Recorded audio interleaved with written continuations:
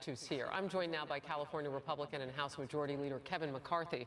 And you and I were set to talk about a whole host of things, and now the news breaks. Great to see you. Well, great to have you on. Thank you so much. Absolutely. Let's talk a little bit, if we can, about what this man may say before Congress this week.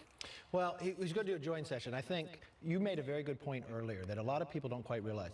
The president has great relation with world leaders. They admire him, mainly because he's strong, honest, and direct. He was right about telling NATO that they need to put 2% in. That's what they need to do. America can't fund everything of where we're going. And I think that respect has drawn a better friendship with it. I think he's going to look at the ways that we could be a greater relationship.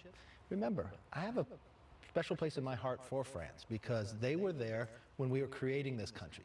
Lafayette's portrait is in Congress with George Washington. Those are the two portraits there. So I think for trade, we could disagree on other items, but look what we just did with it when it came to Syria. The president brought France and the UK together, great allies, standing up for what was right and against the tyranny of poisoning children. House Majority Leader, talk to me a little bit, if you can, about Iran. I guess my big question would be, you know, whatever we choose to do going forth has to do with our own foreign policy, but that is a sticking point, and that is something that this French president has said he wants to talk about. I think it's important that we talk to him, because I would love France to be with us with whatever we do with Iran, because we're stronger standing up to Iran. That agreement was wrong from the start. Has it brought us more freedom in the world? It gave them a great deal amount of money. They're funding terrorism. They're still testing missiles as we talk about it. That agreement allows them to have a nuclear weapon at an end of a 10-year time period. That's unacceptable, and France should be concerned about that as well. You know, it's interesting because when you talk about missiles testing, and we just learned from North Korea that they are willing to kind of knock that stuff off until they can have a sit down with our president. And of course that will have to stand the test of time. We'll have to see if that's in fact what they do. But with that in our diplomatic arsenal, if you will, how does it change the conversation about Iran?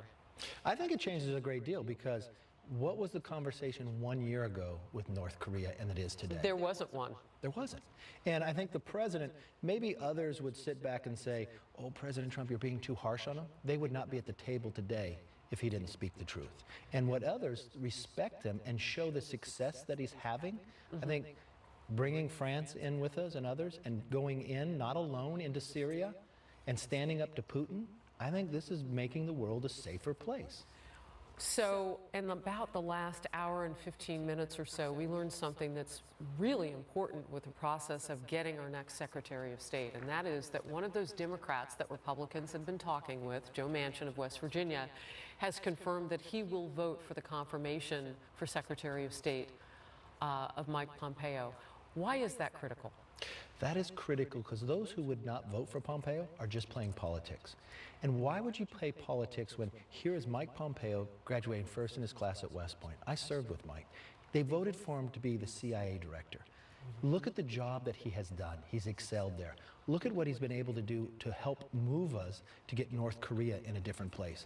And if you look at what the minority's been doing in the Senate, there's 1,200 positions that have to be confirmed with the new administration, and they're taking every minute to hold it up. If they can keep at this pace, it'll take 11 years to confirm these people. How much do you think it played a role in terms of getting at least one Democrat, I mean, you haven't had the vote yet, maybe you'll get more, we don't know, to have Mike Pompeo actually address the issue that he wants to hire some people?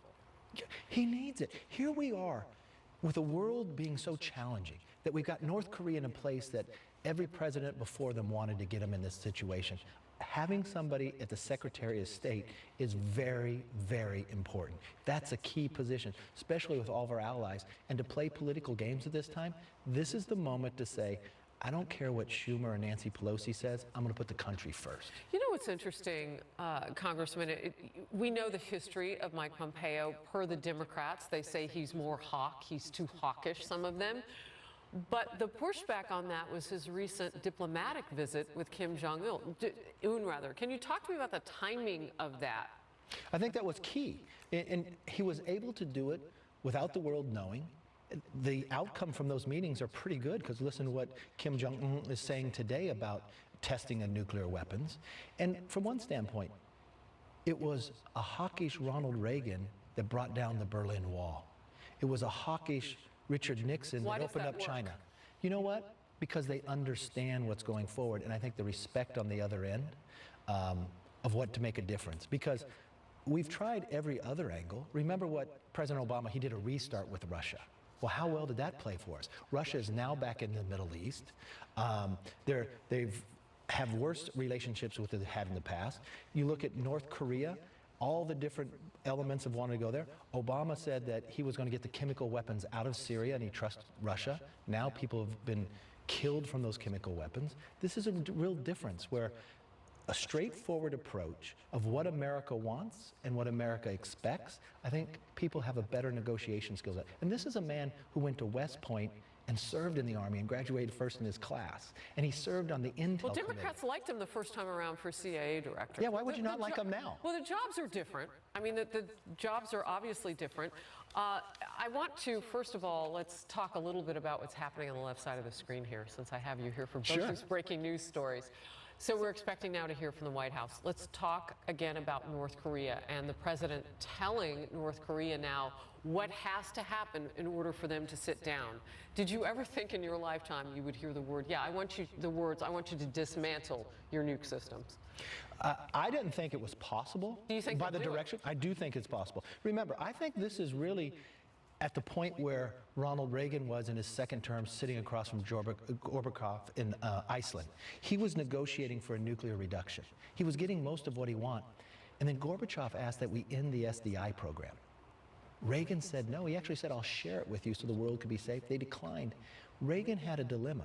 Should he get up and walk away or stay? But he realized if there's no freedom, there's no ability for peace.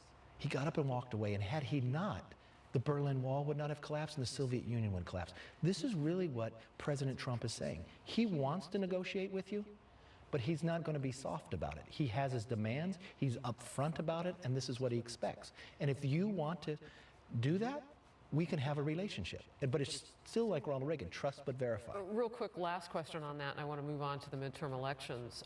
What happens if the president, as he has said, and you know he will do this, you know what? If it's not going to work, he's going to walk away from whatever the deal is. I think the president bringing that out now really makes Does it concern you at all? No, because it makes me feel a greater trust in this. Because this has happened before where presidents have gone in to Kim's father and made negotiations, and there were promises, and they got... Madeleine Albright was there for 6 hours talking to them. Yeah. I think they only understand and respect one thing, strength. Things are different in our history from Yes. when she was there, for certain. You've had decades longer now of that patience that you say that we were. I don't think we have the time for patience.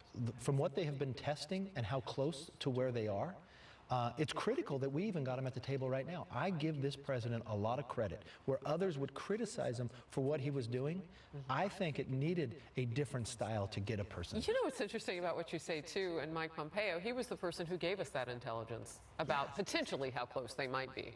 Yeah. Yeah. To have somebody going in Secretary of State that's been through West Point, served in Congress in the Intel Committee, been head of the CIA, that is a skill set that's unique for a special time and place of where we are in America today, and the relationship he has with this administration and members across the aisle. That's why I think it's a no-brainer. If a Democrat is saying no, they're playing politics. All right. I'm so glad you're here. We'll talk midterms next time. Thank you, Harris. I Majority appreciate Leader it. McCarthy, thank you. Now let's go to the White House press briefing. That is Sarah.